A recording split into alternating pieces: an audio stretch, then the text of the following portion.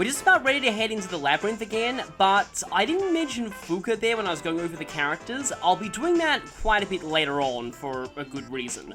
Also, you might notice I didn't talk about voice acting trivia. That's because I already said a lot there. And I don't really want to bog down the video any longer. Also, this line right here, I was talking about how important Go M is. This is basically an escape route. It lets you leave the dungeon at any time. You want to make sure that you always have these at all times. And there's a really good reason for that, which I'll explain once we get to something else that will be introduced in our next visit to the dungeon. But anytime it looks like you're in danger, it's always best to go ahead and use one of those. So, let's Alice once more.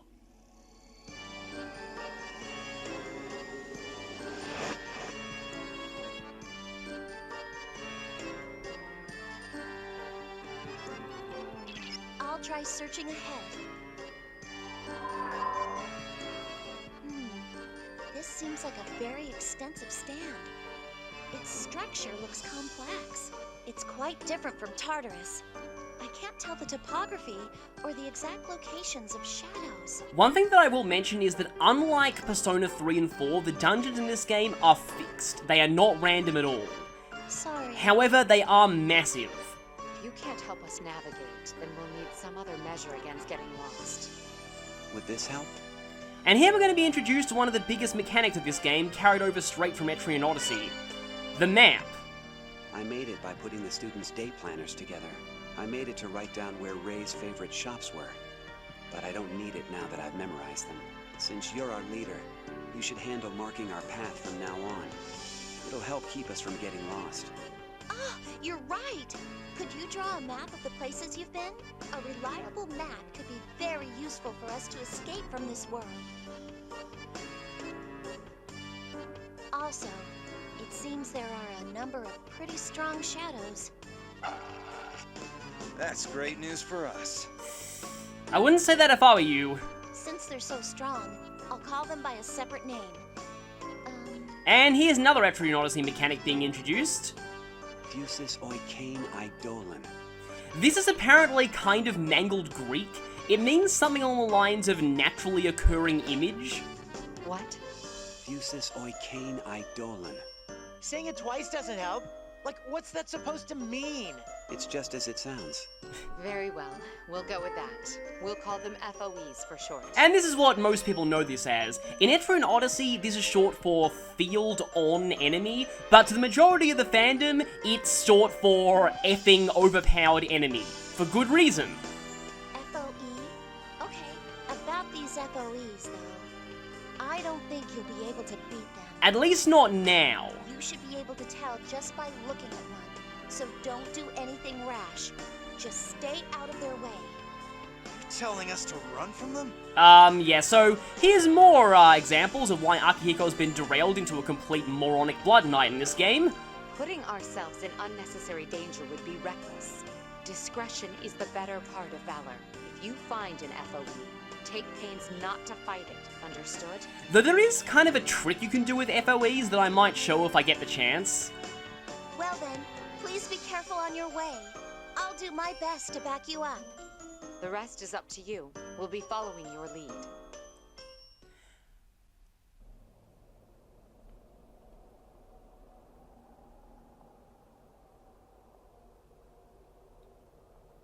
Finally, it will begin. Time resumes. Well, that was ominous. Meanwhile, back in Wonderland, we're gonna have a massive tutorial here on how this thing all works. So, I'm not going to be going over the tutorial text all that much. I'll mostly be explaining this as we go. So, you can press the Y button to toggle between the zoomed in and zoomed out states. The zoomed out state is very useful once you've mapped out the entire floor and you want to know where everything is. But for now, I'll just use the zoomed in state. You can't use a lot of the tools on the side in the zoomed out state. And yes, you will be needing to use the touchscreen for the map. You can also touch the compass button to make the map rotate in the direction you face. I personally don't like using this, it's a little bit disorienting for me, but do whatever works for you. So, you can technically draw whatever you want.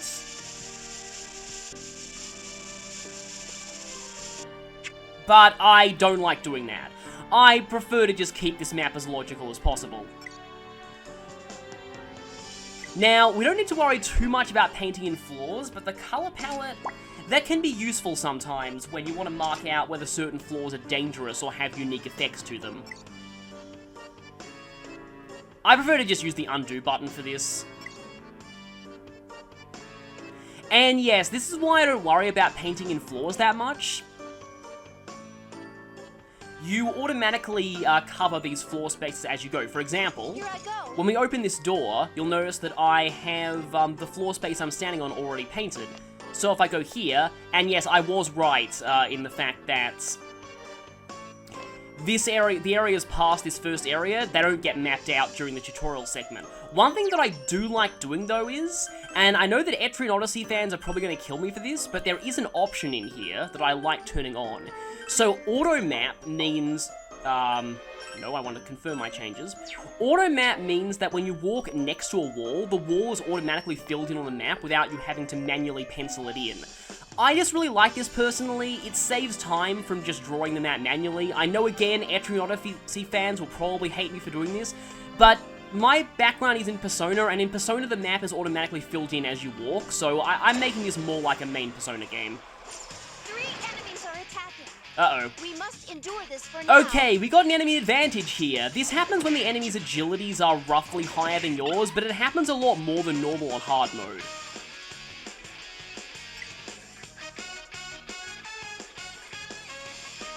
Yeah, I already explained that earlier. So we have the Cowardly Maya, which we've seen before, but we have a new enemy, the Laughing Table. Laughing Table is weak to Pierce, Fire, Light, and Dark, so how useful do we have Koromaru with us? We can kind of demo that here. So, first things first, do want to be a bit careful about SP, but I guess can actually get a weakness hit off of... Nope, I'm thinking of main Persona 3. I guess it's actually Strike or Bash in this game. So instead, I will just be using, I guess has an ability here that's a piercing attack. So if we aim it at the front row, it will hit both the front row enemy and something in the back row. You don't have full control over what gets hit in the back row though. We can aim this attack straight at the back row, but the piercing effect won't do anything. I guess I can just show this off. And Junpei, overall, physical elemental attacks are more useful than magical ones because you can always heal the HP back, whereas SP is a lot harder to heal. Now, until Yukari hits level 2, she's going to be virtually useless, but thankfully she'll hit level 2 pretty quickly. I actually don't want to use Koromaru to attack this turn, because otherwise Yukari's not going to get boosted. Because if he hits with Mudo, that thing will just die, and he's faster than Yukari, so Yukari will not be able to get her Pierce attack and get a weakness hit. Like that. Here I go. Kirby! I'll explain the mythology behind the characters' personas later, but I'm mostly focusing on just gameplay at this point. Nice one, Aegis. And yes, despite the fact that Aegis' standard physical attacks are strike type... Oh, I've already explained this too. That doesn't stop her from using physical attacks that are also pierce type. There are 2 enemies left. Yeah, I'm getting warmed up. So for example, single shot being a light stab, aka pierce attack, means that it's going to be effective against the sleeping table. And I guess I can take this opportunity to use a free Dia on Yukari. That's what boost can be useful for. It's not just offensive, it's also defensive. And yeah, Hammer and Mudo are pretty prohibitively expensive at this point in the game. We will be getting something to offset that after we explore the first floor of this area. Palladium. Not quite dead yet. We should get pretty close to killing it though. Now, there is another Invincible. yeah, nice, Raz impression there, Junpei. But yeah, there is actually another benefit to ending the battle with a lot of characters in boost status, but we'll get to that later because that mechanic hasn't been introduced yet. Now, these blank cards are going to be very, very important later on in the game, but for now, yeah, we're not going to be able to do anything with them. So one thing to point out, you do want to try and explore as much of the map as possible. You'll notice those little steps on the bottom screen that have a percentage listed. There is a reward for getting 100% of the map. Also, it's optional, but sometimes I kind of like painting in the liquid there.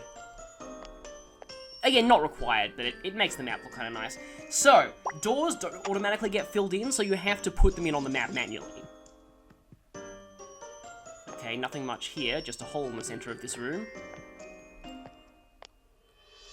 And yeah, you will notice that I am trying to explore every room as much as I can. At the moment, though, we haven't been fully introduced to the way that this game handles... I guess I can paint that in pink. The way this game handles random encounters. But I'll talk about that later. Now we're introduced to a new mechanic. What's this?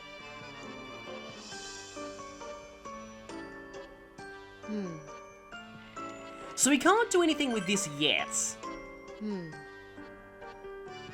I could technically do something on my map, but that will spoil what this thing is, so I'll leave that till later.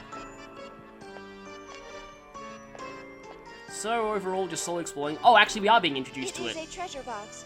Do you wish that we open it? Shall I destroy it? No, don't destroy it, I guess. So one thing about this game's mapping system is we grab the treasure chest icon and put it on the map. When we open the treasure chest, the icon will display as open on the map, though sometimes I like to paint in the floor afterwards because that doesn't actually automatically happen. Also, walls surrounding treasure chests do not get automatically painted in, so you probably have to draw those yourself like that. And in fact, I think this mechanic is being introduced now, so I can talk about it. See that red icon in the bottom right-hand corner of the screen? That's because we're about to get into a random encounter soon. But first, we're going to find out what that watch is.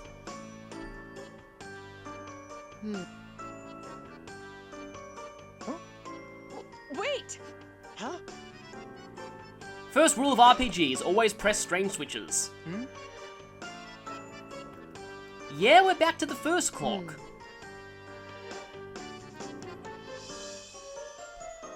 No.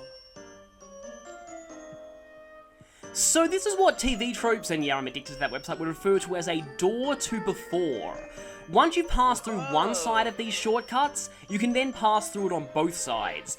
These are a good way to get back to earlier areas of the Labyrinth, and they also make traversing the Labyrinth on repeat visits much easier.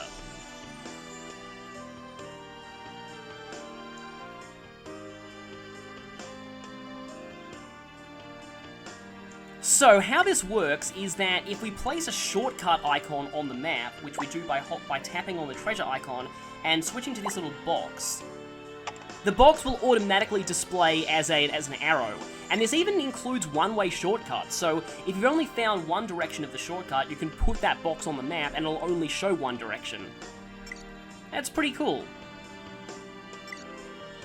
And yeah, there are a whole lot of different icons that you can use to represent various things. It's not all set in stone, and yes, because the icon down there was red, we were about to get into a random encounter. Full power! I await your orders. And this would be a player advantage battle. These don't really happen as often on hard mode. We now know those things are weak to dash attacks. Yeah, Yukari will just shoot them. And again, Koromaru I'm kind of keeping here just to level him up. Before I return to base, I'll probably just try out Mudor and show just how effective it is in this game.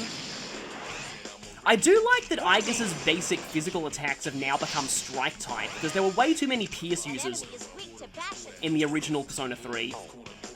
One additional thing as well is that Mitsuru, I am boosted, but I have their weakness so, with my regular attacks, so I won't do that. I guess I can use Dia on Junpei. But yeah, nothing that I will mention. Mitsuru's rapiers are now pierce instead of slash, which also makes sense. One thing to be aware of with Yukari and her healing is that she is quite slow, so if you desperately need someone healed, you might want to have them defend on the turn Yukari heals, just to ensure they don't go down before she can restore their HP. Okay, that thing's gonna go down pretty soon. I'm gonna still keep up with my regular attacks, and I think I'll just have Yukari defend.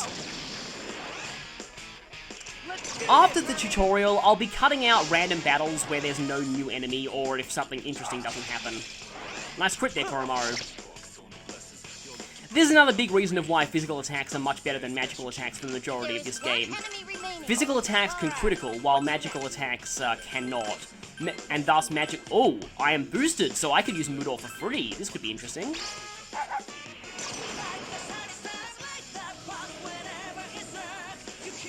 Unfortunately, it didn't work. Hammer and Mudor do get better later in the game. There's actually a skill you can learn that improves their success rate that makes them extremely powerful. So don't worry if Hammer and Mudor don't live up to the hype I'm giving them now. And we've leveled up. However, we're not going to be getting a dramatic level up screen because no one learned any skills. Please be sure to watch your health. Oh, actually, he is a little low. Let's have Yukari patch him up a little bit. And yes, now we can pass through this without having to walk all those steps around, so always activate shortcuts where possible. This shortcut, though, we haven't activated it yet, so it is one way for now. Putting the door in, and let's move on. And we're about to be introduced to our first effing overpowered enemy. Holy crap, what is that? There's a giant shadow over there. Remember when Fuka said we'd know them when we saw them? This is why. That is an F.O.E. It seems like a very powerful enemy. Please be cautious. All right, let's charge at it. Ah, Akihiko, what have they done to you? We won't be doing that. Don't rush into things without a plan. Sometimes I almost feel that, like, Grog from Critical Role has possessed Akihiko in this game. It's that bad. F.O.E. is behaving suspiciously. Not only is it not readying itself for battle, it is showing no interest in us. Now that you mention it, try observing the F.O.E. a little while more. So the FOEs are marked on the map as those purple triangles. The first FOE we're encountering Isn't that F.O.E. moving in a distinct pattern? is very merciful. It patrols a set route and doesn't directly notice us. It looks like it's going in circles around a certain area. So unless we walk right into it, we're not going to have to fight this one. Yeah, you're right. I wonder if there's something around that pond. That is the F.O.E.'s territory. If we enter the area and attack it, it will retaliate mercilessly. That was Koromaru-san's warning. Right. Wise words from someone who knows all about marking his territory. What that means is we can predict the thing's movement and avoid it. That just reminded me of Tales of Vesperia, where there's literally a side quest that involves helping your dog party member mark territory all over the map. Yes, it's a powerful enemy, so I think it would be best to avoid fighting it. Where's the fun in that? Oh, don't worry, it'll be fun Why later. must you always be so... Anyway, if you see an FOE, don't try and fight it. Give it a wide berth instead, understood? I always found the phrase wide berth to sound really weird. So, yeah, we have FOEs, I already explained that, they're purple icons. And I already explained this too, so that's the random encounter meter. This game does use random encounters, unlike Persona 3 and 4, which had shadows physically on the map, but at least you get warning when you're close to a random encounter. It's not an exact science, so sometimes if you've got the meter at red, you might walk 10 steps without getting an encounter, you might walk 1. It can be a little awkward, so just remember that when the meter is red, get ready for a battle soon, make sure you're healed. So FOEs take one turn, quote unquote, every time you take a step on the map. This one, though, it's fairly easy to avoid. It just patrols around this pond, so what I'm going to do here is I'm going to mark out this entire area in red. Because you know it patrols around in a circle here. Something to note, though, is remember that there's a reward for stepping on every step of the map, including the ones FOEs are patrolling. So that can get tricky later on in the game. You'll need to do some interesting legwork to avoid the FOEs while still stepping on their spaces. Now, hello there. Yeah, don't worry, it's not going to try and attack us if we don't attack it. Let's ignore it for now. I'm going to show in bonus footage why it's a very bad idea to try and fight those things, but for now, let's just ignore it. Let's go. So we've successfully got away from the FOE. And again, another one-way shortcut. Let's see how we're doing. We've explored quite a bit of the map so far, but I think we can handle a little more. So let's go. Okay, random encounter meter is at red. That means we should get ready, because we're about to fight something. That chest, remember that for later. In fact, if you're good at judging distances, you can actually mark certain chests in advance. I'm going to be marking this one in gold. There's a reason for that. Oh, over there. And those look like the stairs, but we won't be there for a while. Also, I missed a shortcut. I'm going to go back and activate that. Please be careful. Well, I mean, when did a dungeon in an RPG not consist of multiple floors? So we're going to have to take the long way round, unfortunately. Guess it can't be helped. Something to mention is you can actually move this little cutscene window around and use that to still work on the map while you're watching cutscenes, which is kind of cool. This reading. Okay, we're going to be forced into a battle if we open that door. By the way, party members will always comment during cutscenes and exploration. Something really off about that wall over there. Look at it. Even if they're not directly in the party. And yeah, I saw that coming. What we got here? 3 enemies are attacking. Oh yeah, get used to that on hard mode. That happens pretty often. Thankfully though, there is a navigator ability that you can get that prevents ambushes, and it's fairly easy to obtain it early on. Oh boy, this could actually be bad.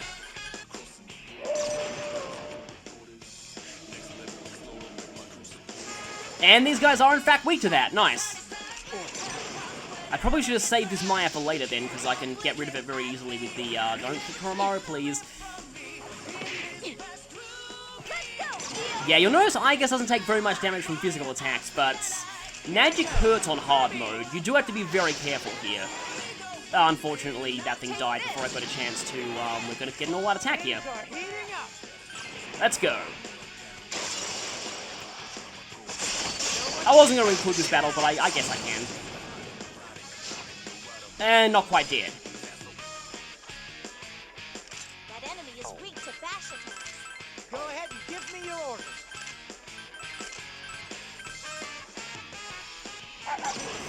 You aren't weak to this, as I found out earlier, but this could still hit. No, it didn't. Doesn't matter, this thing's pretty much dead. There we go. Nice one. That was an excellent attack. I'll be counting on you.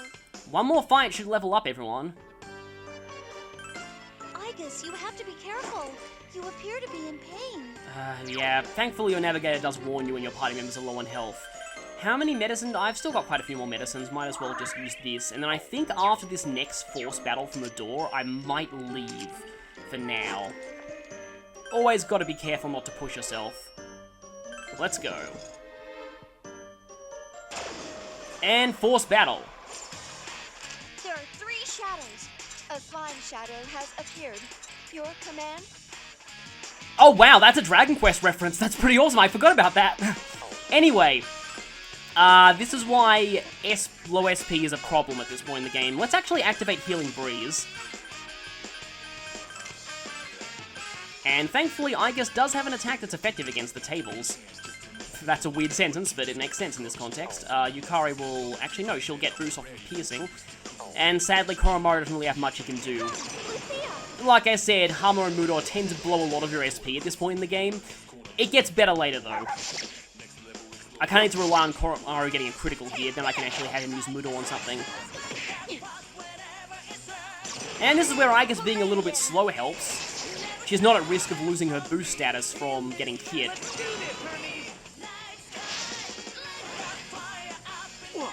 Okay then. Okay, I got an all-out attack from just 3 people being boosted. That's not likely, as I mentioned before, but it can happen.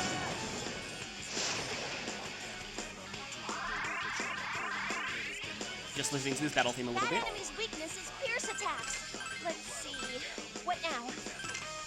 Oh, she still calls it pierce attacks, so yeah, I still like using the Persona 3 terminology. Anyway. Take this! It is time. Like I said, that doesn't necessarily mean a critical or a weakness, but in that case, it's dead. The results of the battle are compiled. Okay, now thankfully Yukari is going to learn an actual attacking move now. Yes, I leveled up. And Medea is the next thing she gets, which is going to be really useful.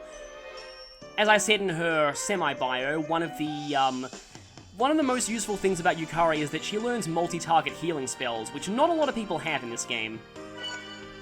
More of those blank cards, huh? Well, they'll probably be useful for something. See, this is always the thing with this. It's always like, do I want to go on a little further, or do I want to cut my losses and just stay safe? However, I will go ahead and activate this shortcut. Something really off about that wall over there. Look at it. And the party members' comments on these dungeons do get a little annoying eventually, and we do have a split path here. However, this one doesn't lead anywhere. Now, whenever this happens, I usually like to mark this with an E for events. I think the map's been going pretty well.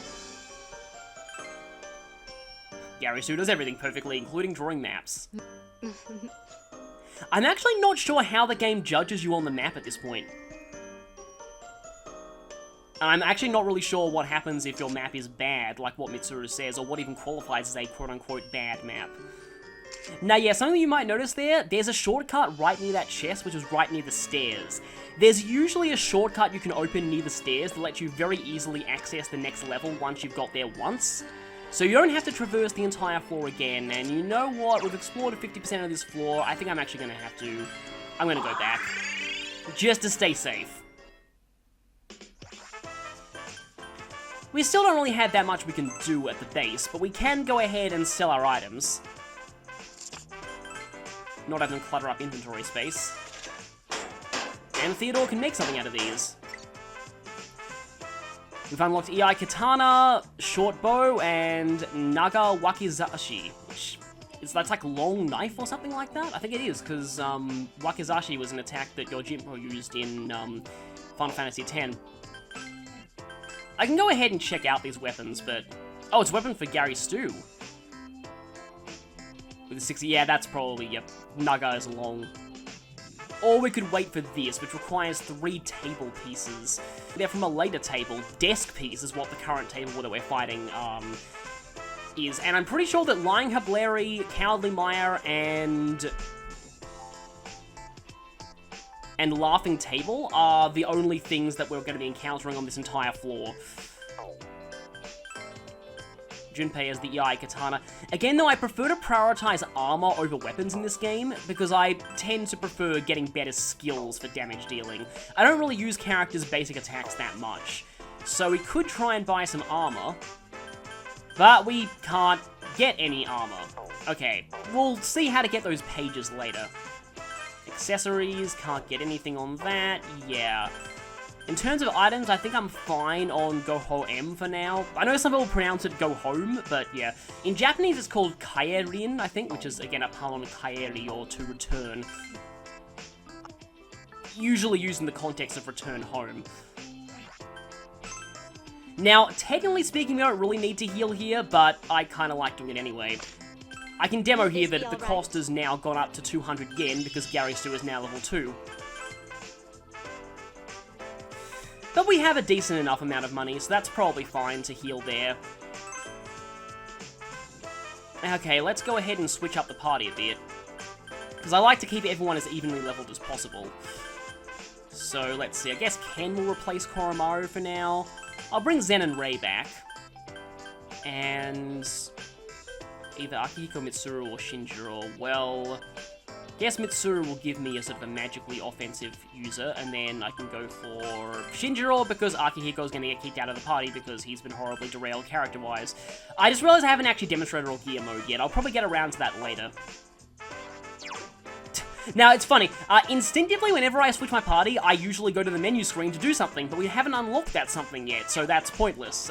Don't worry about that, that's just player habit, that will come into play later. And again, every single time you return to base, always, always, always save. There's an F.O.E! So, here's what happens if you don't follow Mitsuru's advice and are an idiot like derailed Akihiko.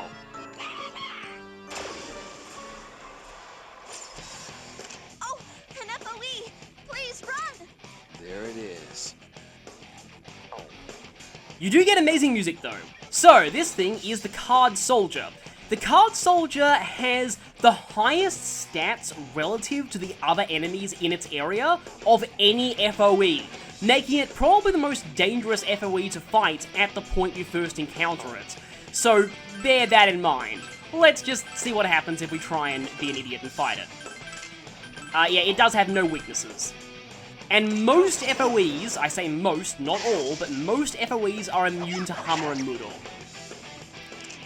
So don't bother with them, unless I tell you to, because there are some that are not immune to those. Go, Caster!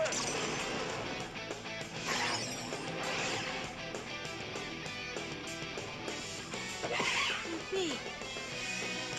Yeah, Ken just got one-shotted. Someone please help him. And we've barely made a dent in its HP. These things have a little more HP than the end boss of this dungeon.